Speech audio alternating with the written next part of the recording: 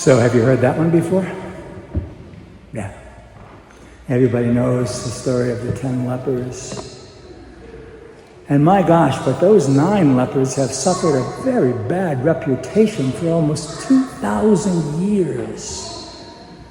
So this morning I'd like to assume the role of their defense attorney.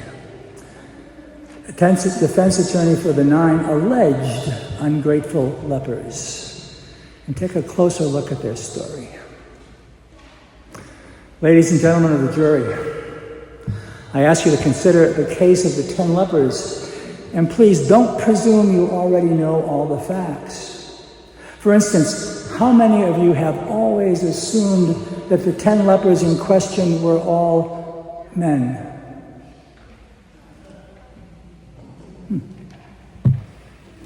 Indeed, St. Luke only tells us the gender of one of them, the one who came back to give thanks. And when these 10 lepers approached the Lord and begged him for a cure, what did Jesus tell them?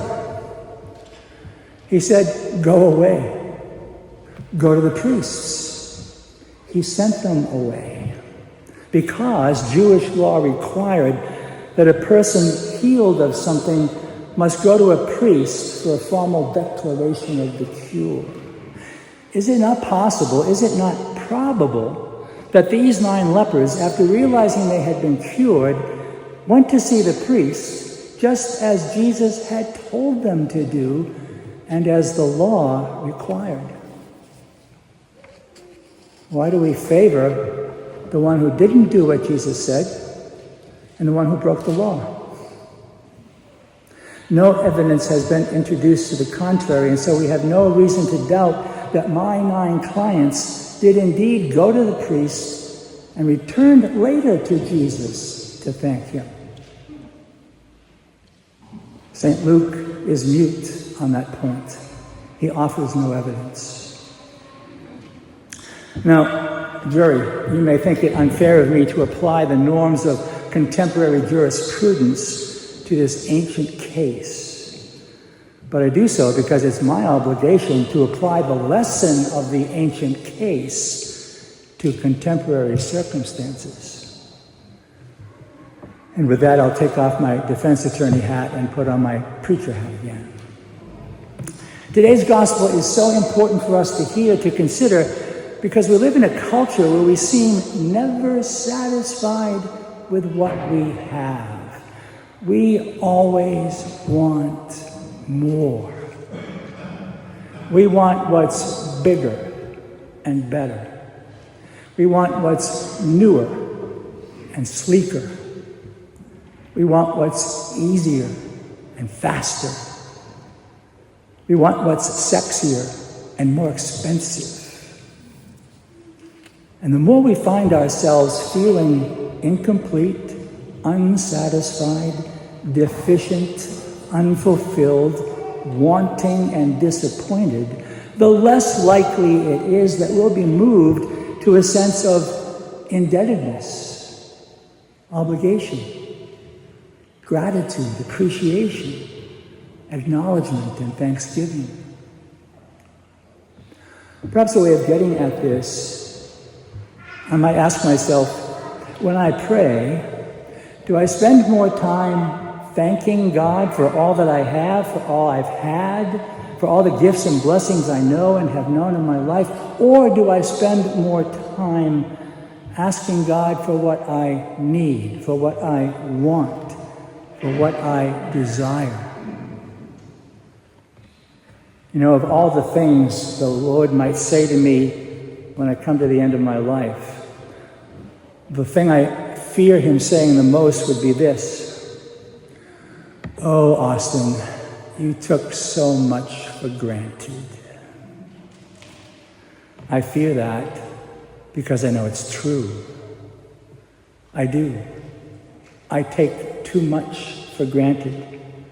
And taking something for granted is the exact opposite of being grateful. I think that's why I enjoy being the defense attorney for the 9 lepers, because I'm one of them many times. Too often, far too often, I take my life for granted. I take my happiness for granted. I take my personal liberty for granted. I take for granted the home I live in, the clothes I wear, the food I eat, the safety of the community in which I live. I take God for granted. I take my faith for granted. I take my freedom to worship here this morning for granted. I take God's love for granted. And most dangerously, I take God's mercy for granted. Taking my life and my gifts and blessings for granted is the exact opposite of being grateful for all I've been given and all I have. I need to be less concerned about where those 9 lepers went and what they did, and more concerned about where I'm going and how along the way I give thanks to God for all God has given me. I need to practice having an attitude of gratitude.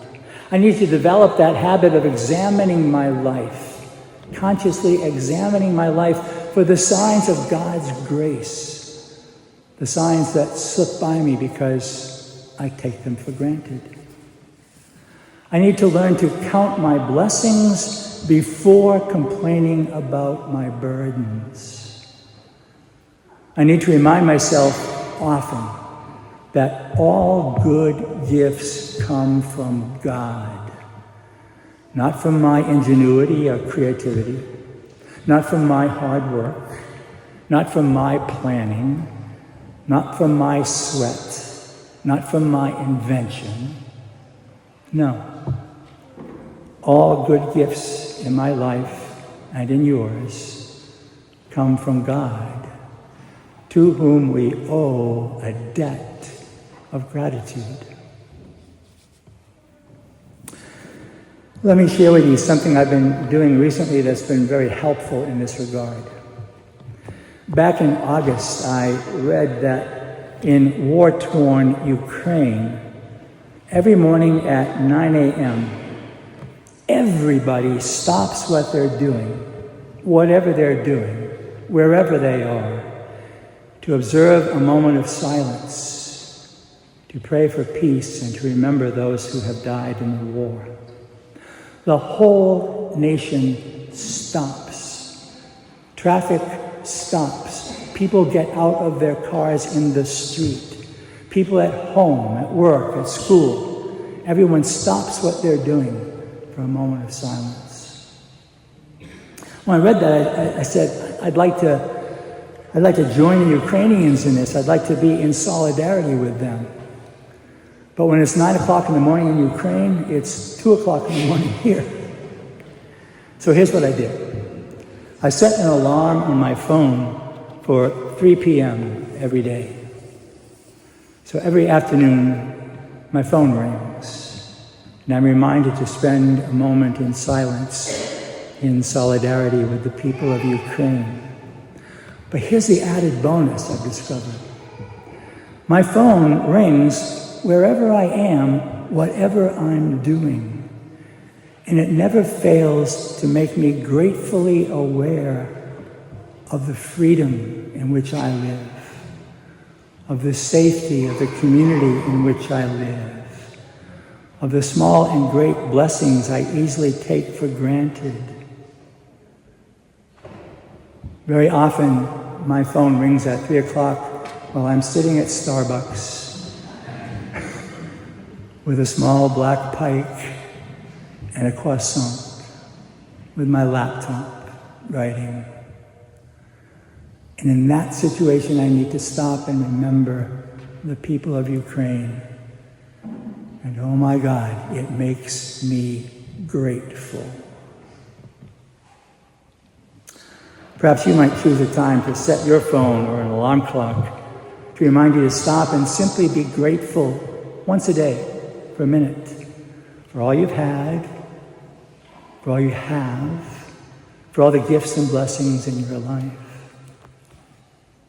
Every Sunday, like the 10 lepers in this gospel story, we come to the temple and present ourselves to our high priest, Jesus, who gives us again the gift of his life in the bread and cup of communion, that we might be healed of all our sins, saved by faith, and draw closer to Jesus, the giver of all good gifts.